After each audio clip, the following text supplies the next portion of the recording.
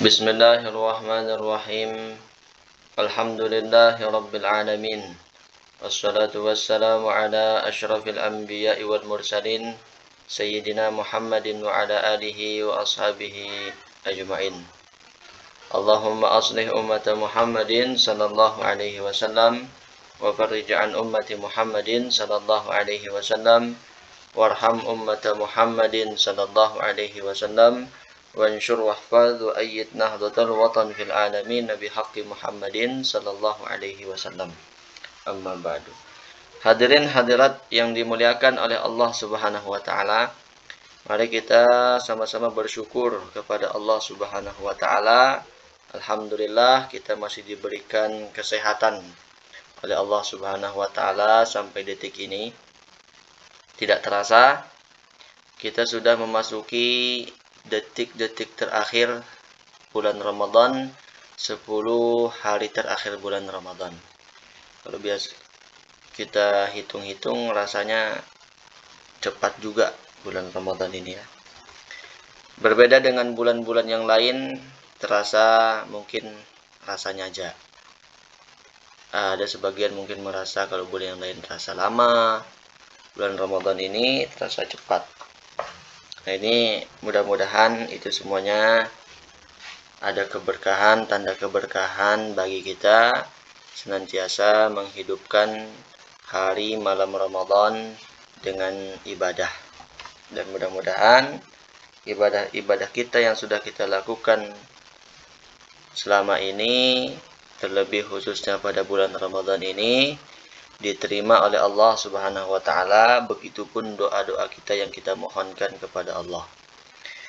Juga kita mohonkan mudah-mudahan dosa-dosa kita diampunkan dengan khusus berkat bulan Ramadan ini, dan keluarga-keluarga kita yang telah mendahului mungkin itu juga mendapatkan ampunan Allah, diberikan nikmat di dalam kuburnya, dan dibebaskan dari siksa kuburnya. Amin ya rabbal alamin. Nah, hadirin hadirat yang dimuliakan oleh Allah Subhanahu wa taala,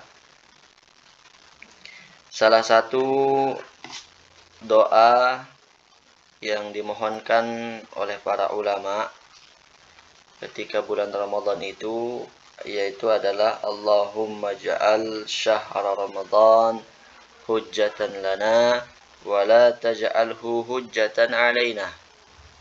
Allahumma ja'alil Qur'ana hujjatan lana wa la taj'alhu hujjatan alaina. Nah itu doanya. Apa artinya? Ya Allah, jadikanlah bulan Ramadan ini menjadi penyelamat bagi kami nanti, menjadi penuntun bagi kami nanti, pembela kami nanti. Tapi jangan engkau jadikan bulan Ramadan ini menjadi penuntut kami nanti di akhirat. Begitu juga ya Allah, jadikanlah Al-Quran ini menjadi pembela kami nanti di akhirat. Jangan jadikan Al-Quran ini menjadi penuntut kami nanti di akhirat. Nah itu doa para ulama. Nah hadirin hadirat yang dimuliakan oleh Allah Subhanahu wa taala, dari doa yang dimohonkan itu kita bisa mengambil paham bahwa bulan Ramadan ini nanti di hari kiamat ada kalanya akan menjadi pembela kita, penyelamat kita, penolong kita.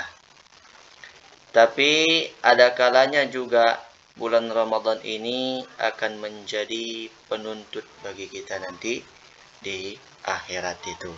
Dan kita berdoa mudah-mudahan Ramadan ini bukan menjadi penuntut, tapi bulan Ramadan kali ini menjadi pembela, penyelamat kita nanti di akhirat itu. Bagaimana supaya bulan Ramadan ini menjadi pembela kita nanti, menjadi penyelamat kita nanti di akhirat? Supaya bulan Ramadan ini menjadi pembela kita, yang pertama dengan cara memuliakan bulan Ramadan. Bagaimana caranya memuliakan bulan Ramadan? Yang pertama, menjauhi sesuatu hal yang bersifat maksiat di bulan Ramadan yang tidak diridhoi oleh Allah Subhanahu wa taala. Nah, ini pertama cara kita memuliakan bulan Ramadan. Kita aja memuliakan tamu. Bagaimana caranya? Tentunya dengan sebaik-baiknya. Bagaimana caranya memuliakan orang yang kita hormati, orang yang kita cintai. Nah, begitu juga Ramadan ini kita muliakan. Yang kedua, bagaimana cara memuliakannya? Memaksimalkan ibadah di bulan Ramadan sekuat tenaga, semampu kita tentunya. Ibadah tarawihnya, kalau bisa masih mengerjakan tarawih, dikerjakan. Tapi bagi yang tidak bisa, mungkin bekerja, atau ada yang lainnya, nah itu juga nggak apa-apa. Tapi kalau bisa, tidak ada kesibukan. Kalau hanya karena alasan malas bergerak, atau malas, tidak ada kesibukan yang lain, yang bertabrakan, nah ini seharusnya kita lawan yang seperti itu, bukan beralasan. Yang diuzurkan yang memang apabila ada mungkin dia nggak bisa sholat tarawih karena bekerja, mencari nafkah, nah itu ya. Itu yang kedua, dengan cara memaksimalkan ibadah sholat tarawihnya yang sunnah dijaga, kemudian ibadah sholat sunnah rawatibnya, qobliyah ba'diyahnya itu juga usahakan dijaga. Kemudian ada lagi duhanya, sholat sunnah taubatnya, tahajudnya, itu dilakukan tentunya semampu kita kalau memang ada waktu. Nah, tapi dianjurkan memang kalau bisa ya dilakukan di bulan Ramadan, itu membuktikan kita juga menghormati, memuliakan bulan Ramadan, salah satunya dengan cara memaksimalkan ibadah di bulan Ramadan ini. Nah itu.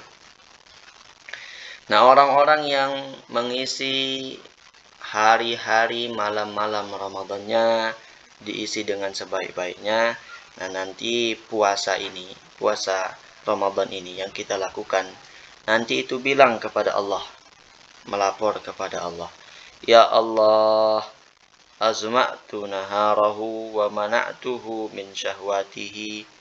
Ya Allah, sebab akulah dia enggak makan, sebab akulah dia enggak minum, sebab akulah dia menahan nafsunya, menahan syahwatnya pada yang halal, padahal itu boleh, sebab aku ya Allah. Fasyaffi'ni fihi, ya Allah, sekarang berikanlah aku kesempatan untuk mensyafaati orang yang berpuasa ini karenamu ya Allah. Nah itu. Jadi hadirin hadirat, bulan puasa ini akan menjadi penyelamat kita, pembela kita nanti di akhirat itu apabila kita memaksimalkan, memuliakan puasa ini dengan tadi menjauhi hal-hal yang dilarang oleh Allah, kemudian mengerjakan semaksimal mungkin untuk meningkatkan ibadah kita di hari-hari sebelumnya. Nah itu. Alhamdulillah hadirin, kita sudah berada di tanggal 25. Artinya Ramadan kurang lebih 4 hari atau 5 hari lagi akan selesai. Nah itu. Para ulama berdoa, ya Allah, la takhrijna min Ramadan illa waqad ghafarta dzunubana wa a'taqtana minan nar. Ya Allah, jangan engkau biarkan kami keluar dari bulan Ramadan kecuali engkau sudah ampuni dosa-dosa kami. Engkau sudah membebaskan kami dari siksa api neraka. Nah ini doa kita juga, mudah-mudahan di penghujung Ramadan ini, di 10 hari terakhir ini, dengan hari yang tersisa, kita bisa memanfaatkan hari yang tersisa ini dengan sebaik-baiknya. Karena sebagaimana yang kita ketahui, Rasulullah SAW itu ketika memasuki hari-hari terakhir, beliau ibadahnya ditingkatkan lagi. Nah itu. Dan hadirin hadirat yang dimuliakan oleh Allah Subhanahu wa taala, ada juga di akhirat nanti selain Ramadan ini menjadi penyelamat kita, tapi Ramadan ini ada juga nanti di akhirat akan dituntut oleh Ramadan. Ramadan menuntut Fulan bin Fulan. Ya Allah, saya menuntut hambamu Fulan bin Fulan. Kenapa? Hambamu ini telah menodai bulan Ramadan yang suci ini. Dia tahu bulan Ramadan adalah bulan yang suci, tapi dinodai dengan melakukan perbuatan-perbuatan yang tidak engkau ridhoi itu. Nah, kalau sempat pernah melakukan hal itu, di hari-hari ini tidak ada kata terlambat. Coba minta ampun kepada Allah Subhanahu wa taala di sisa hari-hari mendekati penghabisan bulan Ramadan ini, agar kita mendapatkan ampunan Allah Subhanahu wa taala, tergolong orang yang sudah diampuni oleh Allah sebelum kita keluar menjadi alumni Ramadan ini. Nah itu hadirin hadirat yang dimuliakan oleh Allah Subhanahu wa taala. Kemudian yang kedua, Al-Qur'an. Al-Qur'an akan menjadi pembela kita juga nanti di hari kiamat. Kapan kemudian Al-Quran ini akan menjadi pembela kita di hari kiamat? Yang pertama, apabila Al-Quran ini dibaca, tentunya. Yang kedua, apabila Al-Quran ini dipelajari. Yang ketiga, apabila Al-Quran ini diamalkan. Dibaca, alhamdulillah, dibaca di dalam sholat, dibaca di luar sholat, bagus. Masya Allah, ada sebagian orang mungkin membacanya di dalam sholat di bulan Ramadan, dia bisa sampai mengkhatamkan Al-Quran dalam tarawihnya. Nah ini keistimewaan, fadilah, kemuliaan yang Allah berikan kepada mereka itu.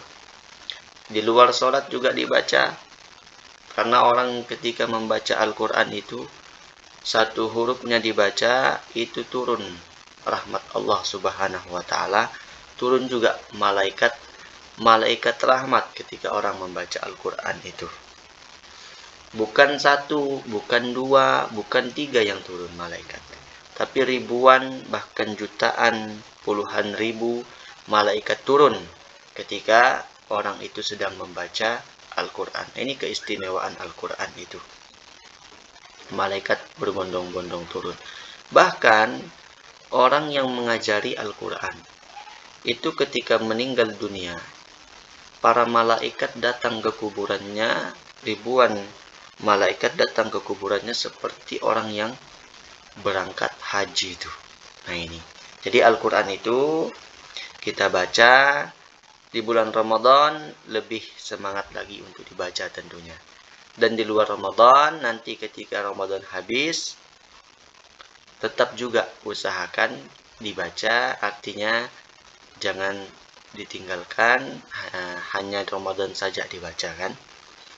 Tapi di luar Ramadan juga tetap Al-Quran ini dibaca. Mudah-mudahan, dan kita berdoa, mudah-mudahan amalan-amalan yang biasa kita lakukan di Ramadan ini bisa kita bawa juga nanti untuk selesai di bulan Ramadan. Biasanya kita baca Al-Quran di Ramadan, nah nanti di luar Ramadan juga tidak hilang amalan bacaan Quran kita. Tapi walaupun tidak bisa mungkin seperti di Ramadan. Kalau Ramadan mungkin dia baca Al-Quran sehari 1 juz misalnya. Tidak bisa seperti itu, nggak apa-apa. Di luar Ramadan yang penting ada. Jangan sampai artinya sama sekali ditinggalkan. Ramadan baca Al-Quran. Ketika Ramadan, nah sudah hilang amalan-amalan itu. Nah mudah-mudahan tapi kita masih diberikan kekuatan oleh Allah mengamalkan apa yang bisa kita amalkan ketika di Ramadan, kita bawa pulang juga nanti selesai Ramadan itu. Nah itu harapannya. Hadirin hadirat yang dimuliakan oleh Allah Subhanahu wa taala, kalau ulama-ulama terdahulu itu membaca Al-Quran mereka mengkhatamkannya itu ada yang sehari khotam, bahkan ada yang riwayatnya sehari khotam 2 kali, ada juga yang per pekan, setiap Jumat, ada juga yang per bulan. Bahkan kalau sudah per bulan itu sudah menurut orang-orang dahulu itu sudah lama itu. Nah itu. Jadi usahakan di bulan Ramadan ini minimal adalah kita untuk mengkhatamkan Al-Quran minimal 1 kali, khusus pribadi kita itu.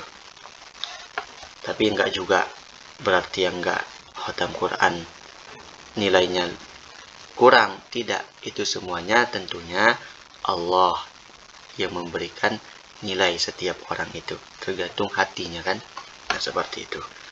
Nah, hadirin hadirat yang dimuliakan oleh Allah Subhanahu wa taala. Nah, kemudian yang kedua, Al-Qur'an dipelajari. Gimana caranya? Salah satu usaha untuk mempelajari Al-Qur'an dengan cara kita hadir di majelis-majelis taklim, majelis-majelis pengajian. Nah, untuk mengagungkan Al-Quran, mengagungkan hadis-hadis Nabi. Tidak ada tempat tanah di muka bumi ini yang lebih baik dibandingkan tanah yang dipakai untuk mengaji, diadakan majelis-majelis pengajian. Bahkan tanah yang dipakai untuk mengaji itu merasa berbangga dengan tanah yang lain.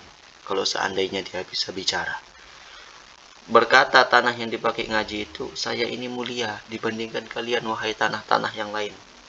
Karena saya dipakai oleh orang-orang soleh, dipakai untuk mengaji, menyebut di sini nama Allah, hadis-hadis Rasulullah Shallallahu Alaihi Wasallam, menggaungkan syiar-syiar Islam. Nah itu. Bahkan diriwayatkan ketika sakaratul maut, Allah perintahkan, Allah berikan izin kepada orang yang sakaratul maut itu untuk menghadirkan apa yang pernah mereka lakukan di dunia sebelum dia mati saat sakaratul maut itu. Ahdir ma qaddamta. Hadirkanlah apa yang sudah engkau lakukan itu. Nah, ternyata orang-orang yang soleh itu, orang-orang yang baik itu, ketika diminta menghadirkan apa yang pernah dilakukan ketika sakaratul maut itu diminta dihadirkan, itu yang pertama kali mereka ingat adalah keadaan mereka di majelis-majelis ilmu. Itu yang pertama kali mereka ingat. Nah itu. Makanya hadirnya majelis ilmu ini merupakan bagian daripada taman-taman surga. Ketika itu pertama kali diingat oleh orang-orang soleh itu, barulah mereka ingat kebaikan-kebaikannya yang lain, amalan-amalan baiknya yang lain. Tapi intinya, yang pertama kali diingat adalah bagaimana dulu ketika mereka hadir duduk di majelis pengajian itu. Nah itu. Hadirin hadirat yang dimuliakan oleh Allah Subhanahu wa taala. Nah itu upaya kita dekat mempelajari Al-Qur'an dengan cara hadir di majelis pengajian yang mengagungkan, membicarakan Al-Qur'an, membicarakan hadis-hadis Nabi Muhammad sallallahu alaihi wasallam. Kemudian yang ketiga, mengamalkan. Yang pertama tadi, supaya Al-Quran ini menjadi penolong kita, dibaca. Kemudian yang kedua, dipelajari. Yang ketiga, diamalkan. Oleh karena itu, Sayyidina Ali menyampaikan rukun orang menuntut ilmu itu, yang pertama, al-hudur, hadir pengajian. Yang kedua, al-isgha, diam di saat mendengar pengajian itu. Yang ketiga, al-istima', perhatikan. Yang keempat, al-faham, berusaha memahami. Yang kelima, menghafalkan. Dan yang keenam, mengamalkan. Nah ini rukun orang menuntut ilmu itu, hadir di majelis pengajian itu. Nah kenapa kemudian Sayyidina Ali ini sampai-sampai digelari pintunya ilmu, kata Rasulullah, ana madinatul ilmi wa ali babuha, saya ini kotanya ilmu, sedangkan Sayyidina Ali itu adalah apa, pintunya. Kalau mau menuju, lewat dulu pintunya. Kenapa Sayyidina Ali sampai digelari pintunya ilmu? Karena beliau mengamalkan 6 hal ini ketika hadir di majelis itu. 6 hal ini apabila seseorang mengamalkannya itu, pasti nanti kita akan ditolong oleh Al-Quran itu. Al-Quran ini akan menjadi benteng, baik di alam kubur akan dihalangi di tepis siksa kubur itu. Saya ini ada di dalam tubuhnya, katanya. Bagaimana engkau akan menyiksa orang yang di dalam diri orang itu ada Al-Quran? Nah, seperti itu kan.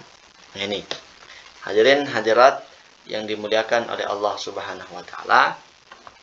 Yang terakhir, kami juga mengingatkan di bulan puasa ini ada rukun Islam yang harus kita penuhi juga. Di antaranya selain berpuasa yaitu bayar zakat. Nah, bayar zakat. Bayar zakat bagi seorang muslim.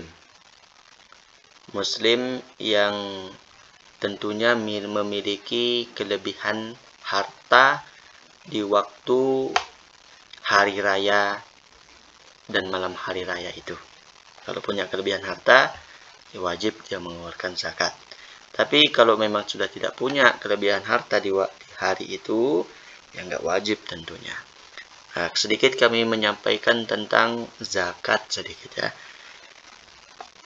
Hukum waktu-waktu mengeluarkan zakat fitrah.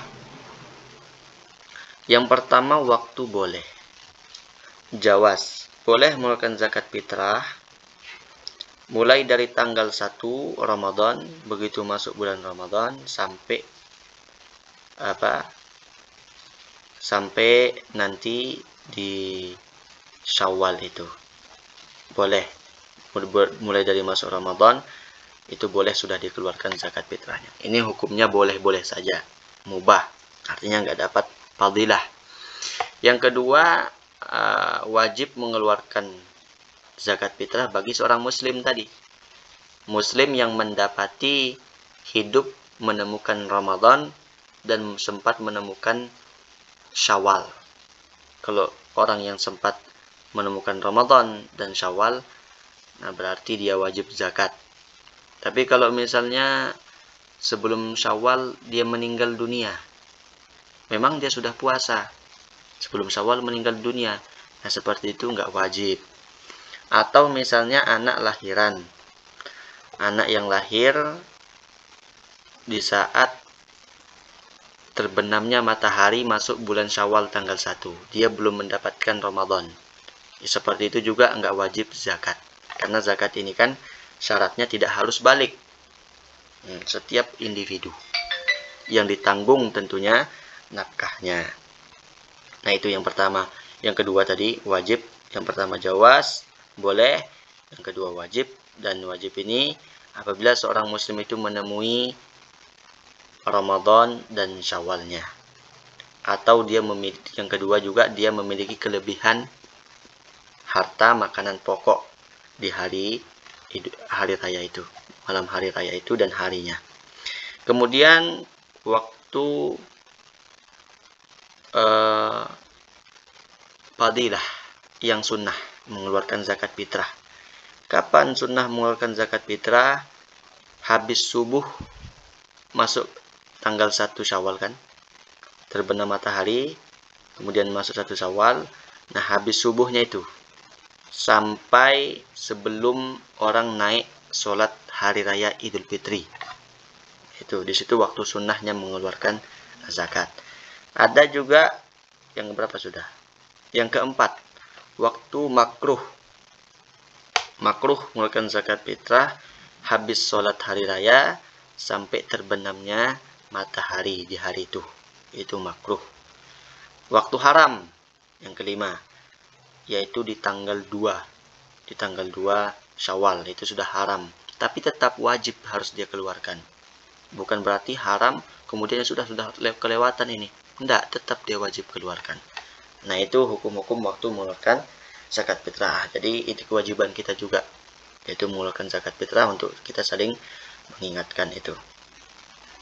Kemudian hikmah dari mengeluarkan zakat fitrah itu tujuannya atau hikmahnya, yang pertama untuk menyenangkan fakir miskin di hari raya itu.